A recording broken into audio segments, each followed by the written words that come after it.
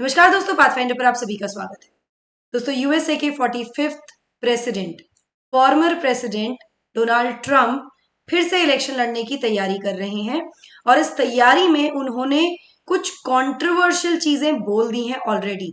Donald Trump की हम बात करें तो ये ऐसी शख्सियत हैं जो हमेशा किसी ना किसी वजह से चर्चाओं में बने रहते हैं। अब यहां पर इन्होंने अपनी जो री इलेक्शन बिड है उसमें बता दिया है कि वो प्लान कर रहे हैं मुस्लिम बैन को रीइंस्टेट करने का। एग्जैक्टली क्या है इनका प्लान, क्या क्या इन्होंने चीजें बोली हैं, क्या पूरी न्यूज है, आइए जानते हैं इस पूरे सेशन में। But before jumping to the news, मैं आपको बता दूं कि पाथ फाइंडर का अग्निपथ बैच जो कि 1 जून से शुरू हो रहा है, this is your golden chance to enrol for the batch, क्योंकि अगले 48 घंटे, अगले 2 दिन, आज और कल, प्राइजेस स्लैश होकर 7999 हो गए हैं, यानी 8000 में आपको मिल रही है यूपीएससी की कंप्लीट तैयारी with the top educators. Go enrol now with my code NDLive10। Description box में सारी डिटेल्स गिवन है, अभी जाकर एनरोल कर लीजिए।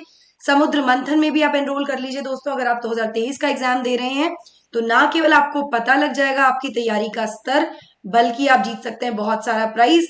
यहां पर मैं आपको एक चीज बहुत अश्योर कर दूं कि these questions are specially curated for UPSC pattern पर है, तो ये आपको कहीं ना कहीं एक आइडिया जरूर दे देगा कि आपकी तैयारी का स्तर क्या चल रहा है। गो एनरोल नाउ, डिस्क्रिप्शन बॉक्स में लिंक गिवन है, आपको कोड भी वहीं मिल जाएगा। कोड आपको यूज करना है पाथ फाइंडर। चलिए अब देख लेते हैं पूरी न्यूज क्या है। सो फॉर्मर प्रेसिडेंट डोनाल्ड ट्रंप ने प्राइवेटली अपने क्लोज एसोसिएट्स को कहा है कि वो चाहते हैं कि वो रीइंस्टेट कर दें जो उनका एक बहुत इनफेमस मुस्लिम बैन था जब वो प्रेसिडेंट बने थे, अगर वो री इलेक्ट हो जाते हैं 2024 में। ठीक है, ट्रंप ने रिपोर्टेडली ये कहा है कि वो जो पॉलिसी थी वो बहुत खूबसूरत थी और वो उन्होंने एक्सप्रेस किया है अपना इंटरेस्ट कि वो ऐड करेंगे और मेजॉरिटी मुस्लिम नेशंस को, कंट्रीज को इस लिस्ट में जिनको बैन किया जाएगा from entering the United states. तो काफी कंट्रोवर्शियल स्टेटमेंट यहाँ पर इन्होंने, काफी कंट्रोवर्शियल एक मुद्दा इन्होंने यहाँ पर छेड़ दिया है। मतलब बैन तो करेंगे, कंट्रीज भी ऐड कर देंगे और कंट्रीज को ऐड कर दिया जाएगा जो मुस्लिम मेजॉरिटी कंट्रीज है। कौन सी वो कंट्रीज होंगी इसको स्पेसिफाई यहाँ पर नहीं किया गया, मैं आपको ये क्लियर कर दूं। सो यहाँ पर इन्होंने कहा है कि बैन करना मुस्लिम्स को फ्रॉम एंटरिंग यूनाइटेड स्टेट्स, ये इनका बहुत लंबे समय का ऑब्सेशन रहा है ट्रंप का, हम जानते हैं। और इसको अगर हम इसको हिस्टोरिकली देखें तो 2015 के अपने प्रेसिडेंशियल कैंपेन में भी इन्होंने कहा था कि मैं टोटल और कंप्लीट शटडाउन कर दूंगा मुस्लिम्स की एंट्री को यूनाइटेड स्टेट्स में। सो ये हमेशा इस तरह की चीजें इन्होंने की हैं, जिसके बाद ये इलेक्ट भी हुए हैं। और जब ये एक्सक्यूज मी, जब ये इलेक्ट होकर आए 2017 में तो अपने ऑफिस में एंट्री के कुछ ही दिन बाद इन्होंने एक एग्जीक्यूटिव ऑर्डर साइन किया for banning the entry of citizens from 7 majority Muslim countries for 90 days. कौन सी थी वो 7 कंट्रीज दोस्तों? They were Iran, Iraq, Libya, Somalia, Sudan, Syria and Yemen. और इस बार ये लिस्ट और लंबी होने वाली है, और भी नाम यहाँ ऐड होने वाले हैं, ऐसा ट्रंप के द्वारा कहा गया है ना। ये जो बैन था, ऑब्वियसली जिस तरह का ये बैन है, जिस तरह की चीज है, इसको कियोस और कंफ्यूजन तो होना ही था यूएस के एयरपोर्ट्स पे, क्योंकि बैन हो गया है।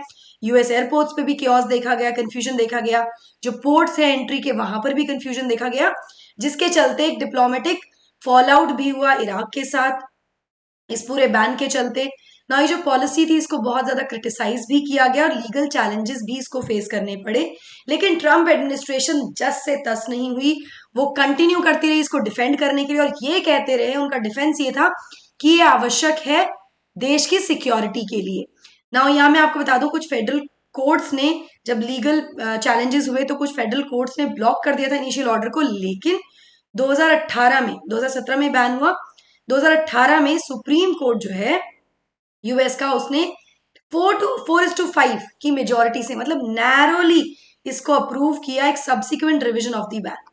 ठीक है, पर इसके बाद जब जो बाइडेन प्रेसिडेंट बने तो उन्होंने अपने इस पूरे एग्जीक्यूटिव ऑर्डर को रिवर्स कर दिया in one of his first executive orders after taking office. आते ही इनके पहले ऑर्डर्स में से था जिसको रिवर्स किया गया।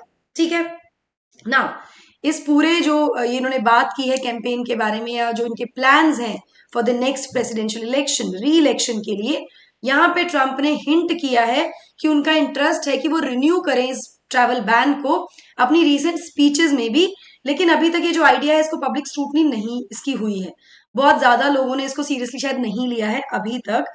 इन एडिशन टू मुस्लिम बैन, इन्होंने कहा है कि जो इनका बिड है ना री इलेक्शन का, उसमें इन्होंने कहा है कि उनका फोकस रहेगा इमिग्रेशन और बॉर्डर सिक्योरिटी पर भी, जिसके लिए इन्होंने एडवोकेट किया है कि एक वॉल बिल्ड करनी चाहिए along the US Mexico border. US Mexico border सबसे ज्यादा इलीगल इमिग्रेशन के लिए जाना जाता है, हम सभी जानते हैं। और इन्होंने कहा है कि इस वॉल को क्रिएट करने से they can be a crackdown on the illegal immigration. ठीक है, यहाँ पर इनका आर्ग्यूमेंट क्या है ऐसा करने का, इन्होंने आर्ग्यू किया है कि इससे प्रोटेक्ट किया जाएगा, ये आवश्यक है to protect American jobs and keep the country safe. ये इन्होंने इस पर तर्क दिया है। नाउ रिपोर्ट्स के अकॉर्डिंग, जैसा कि मैंने आपको बताया कि जो री इलेक्शन कैंपेन है उसमें प्लानिंग है कि रीइंस्टेट किया जाएगा मुस्लिम बैन को, जिसमें और कंट्रीज ऐड की जाएंगी, लेकिन अभी कंट्रीज को स्पेसिफाई नहीं किया गया, स्पेसिफिक नाम कंट्रीज का यहाँ पर नहीं दिया गया है। कैंपेन जो है वो रिपोर्ट ये भी बताया गया है कि वो एक्सपैंड करेगा ban to include certain visa categories also, जिसमें जो स्टूडेंट वीजा है, एक्सचेंज वीजाज है, उसमें भी कुछ चेंजेस यहाँ पर रिपोर्ट किए गए हैं कि आ सकते हैं, ये प्लानिंग भी चल रही है ना। ये जो मुस्लिम बैन है, जैसे कि मैंने आपको पहले ही बताया कि काफी ज्यादा वाइडली क्रिटिसाइज किया गया है by the civil right groups, by the religious organizations, क्योंकि डिस्क्रिमिनेटरी नेचर का है, रिलीजियस डिस्क्रिमिनेशन देखने को मिल रहा है यहाँ पर, और इसको इसी वजह से बहुत बार चैलेंज भी किया गया है कोर्ट्स में। नाउ क्रिटिक्स का आर्ग्यूमेंट यहाँ पर इसको चैलेंज करने का या इसको क्रिटिसाइज करने का सिंपल है कि भाई ये बैन जो है वो टारगेट करता है केवल मुस्लिम्स को, एक रिलीजन को, और ये वायलेट करता है फर्स्ट अमेंडमेंट को, which talks about the protection of religious freedom. ठीक है, अब ओवरऑल अगर ट्रम्प के प्लान्स की बात करें for his reelection bid, वो ये सजेस्ट करते हैं कि वो अभी भी he continue pursuing the controversial policies, जिसके लिए वो बहुत ज्यादा जाने जाते हैं, जिसको बहुत ज्यादा यू कैन से कि बहुत क्रिटिसिज्म भी इसका हुआ है और लीगल चैलेंजेस भी फेस किए, लेकिन वो फिर भी मुझे लगता है मुझे क्या लगता है, मतलब एवरीबडी इज फीलिंग कि वो इसको कंटिन्यू करते रहेंगे, वो अभी भी परस्यू करते रहेंगे अपनी कंट्रोवर्शियल पॉलिसीज को, चाहे कितने भी लीगल चैलेंजेस आ जाए, चाहे कितना भी क्रिटिसिज्म हो जाए। अब क्या ये सक्सेसफुली, मतलब ही विल बी इलेक्टेड, क्या वो सक्सेसफुली इंप्लीमेंट होगा या नहीं होगा, ये फ्यूचर में है। बट एक क्लैरिटी यहाँ पर ये जरूर है कि इमिग्रेशन और नेशनल सिक्योरिटी, इनके दो हाईलाइटेड मुद्दे होंगे for the presidential campaign. So this is it about the Trump's री इलेक्शन बिड। दोस्तों, अगर आपको यूपीएससी से संबंधित कोई भी डाउट्स है तो आप वो क्लियर कर सकते हैं विद दी पर्सपेक्टिव सीरीज, जो कि सीरीज हमने स्टार्ट किया विद द यूपीएससी टॉपर्स। इसके प्लेलिस्ट आपको प्लेटफॉर्म पर मिल जाएगी, गो एनरोल, चेक नाउ। इसी के साथ साथ समुद्र मंथन में भी आप एनरोल कर सकते हैं, जो 13 मई को होने वाला है। डिस्क्रिप्शन बॉक्स में डिटेल्स गिवन है। ना केवल अपनी तैयारी जज कर सकते हैं, बल्कि आप 1 लाख रुपए तक की प्राइजेस भी जीत सकते हैं। Enrol now. That's it from my side. I hope you like the session. Don't forget to like, share and subscribe to the channel, and also hit the bell icon so that you get notifications about our latest updates. Thank you so much. God bless. Take care.